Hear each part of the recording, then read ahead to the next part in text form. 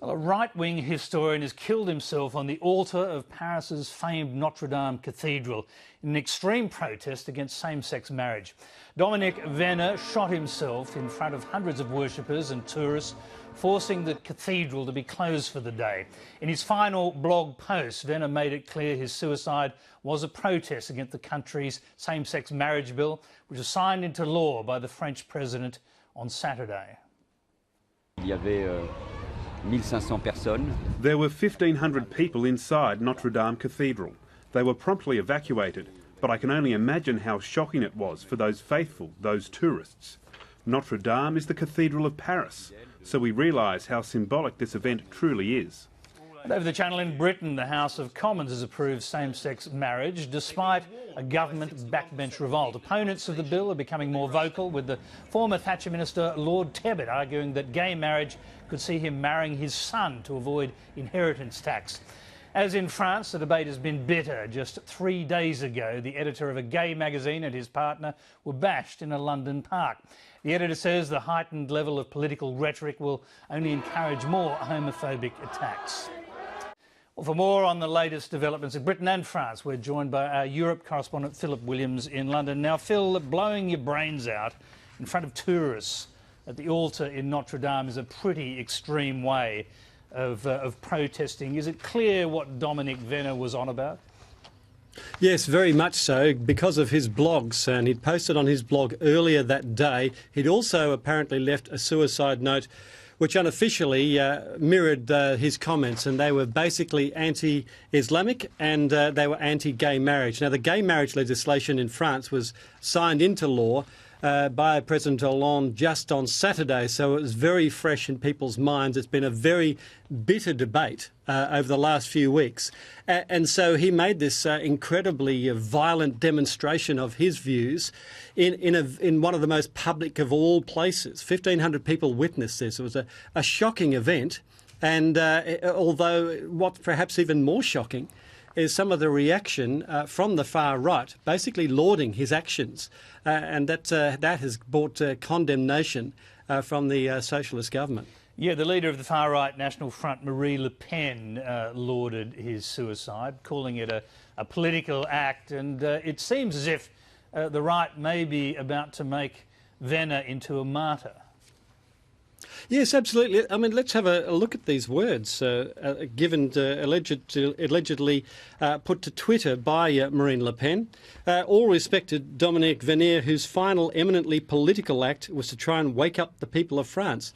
Now, a person blows their brains out in this church in a violent way, and you're putting him up virtually as a hero.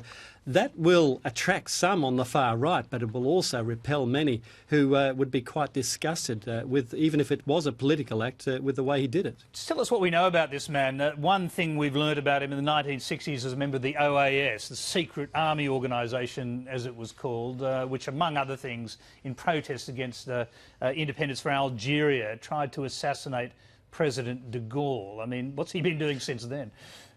Well, he's a historian and he's been an author and a broadcaster.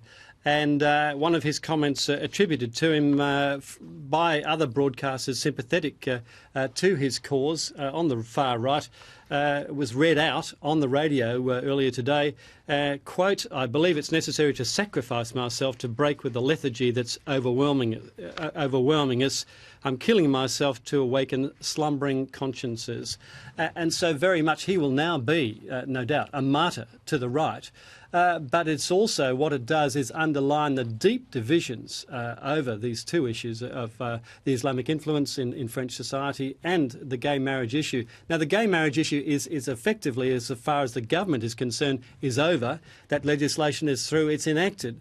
But of course, those opponents of it say they simply will not let it rest, and this is the most violent demonstration of that. OK, across the channel, the Prime Minister Cameron is actually facing a backlash from within his own party, and some of those Tories are calling for the House of Lords to reject his recently passed gay marriage bill. There's been some pretty outlandish statements, as we mentioned, including from Lord Tebbit. Tell us what's going on there.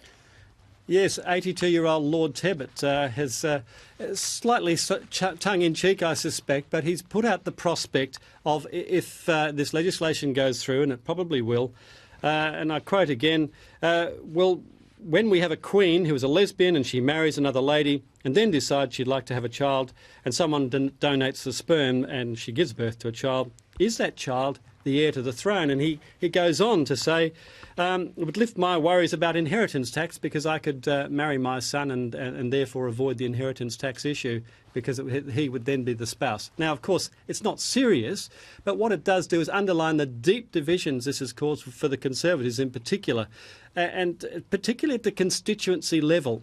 Where Cameron's already got some problems because of comments attributed to one of his political allies describing the grassroots Conservative activists as, quote, swivel-eyed loons. That's been firmly denied. But basically there is a sense that David Cameron is disconnected from the grassroots of his party, and that can be a very dangerous place to be. And it's reflected on the gay marriage issue. It's also reflected very much on the issue of the EU membership. Now, we've seen some pretty violent protests in France, not so many in Britain, but we have seen these isolated attacks, and particularly this recent one on this editor of the gay magazine. What can you tell us about that? Yeah, well, look, I'll just show you a photo. It's pretty horrible, and that's Chris Bryant, and he is the editor of a gay and lesbian magazine here in London.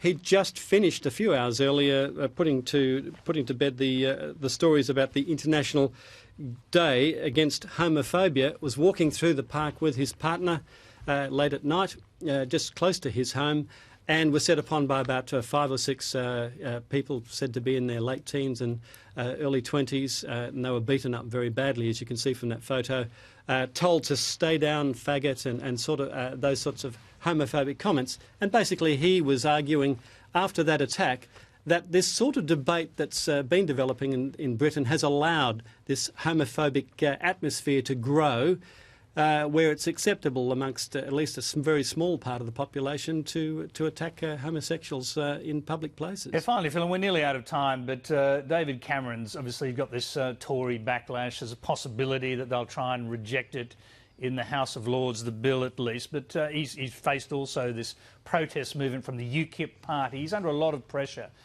Could his leadership be seriously under threat?